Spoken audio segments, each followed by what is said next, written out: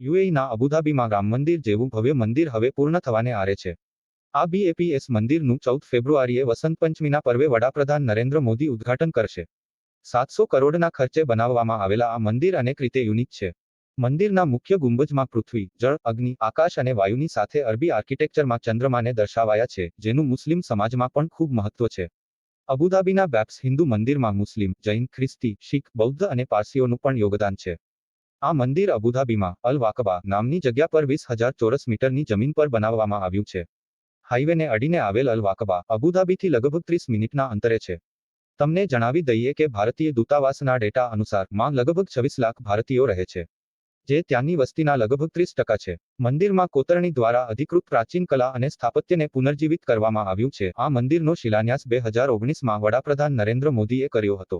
આ મંદિર અબુધાબીનું પ્રથમ અને સૌથી ભવ્ય મંદિર છે. આ મંદિર 55,000 વર્ગમીટરમાં બની રહ્યું છે અને તેને ભારતીય કારીગરો દ્વારા શાનદાર રીતે કોતરવામાં આવ્યું છે. આ મંદિરના નિર્માણમાં 50,000મી વધારે ઈંટનો ઉપયોગ થયો છે. ખાસ વાત એ છે કે આ મંદિરને બનાવવામાં ભારતના જાણીતા અભિનેતા સંજય દત્ત અને અક્ષય કુમારનું પણ યોગદાન છે. આ મંદિરનું નિર્માણ સ્વામિનારાયણ સંસ્થા બેપ્સ દ્વારા કરવામાં આવ્યું છે. આ મંદિરમાં રાખેલી દેવી દેવતાઓની મૂર્તિઓ ભારતમાં બનીને તૈયાર થઈ છે, સાથે જ તેમાં જટિલ નકશીકામ અને આરસના પથ્થરોનો ઉપયોગ કરવામાં આવ્યો છે. આ મંદિરની ઊંચાઈ લગભગ 108 ફૂટ છે અને 180,000 ક્યુબિક મીટરના બુલા પથ્થર લગાવવામાં આવ્યા છે. આ મંદિરના નિર્માણનો ખર્ચ લગભગ 700 કરોડ રૂપિયા થયો છે.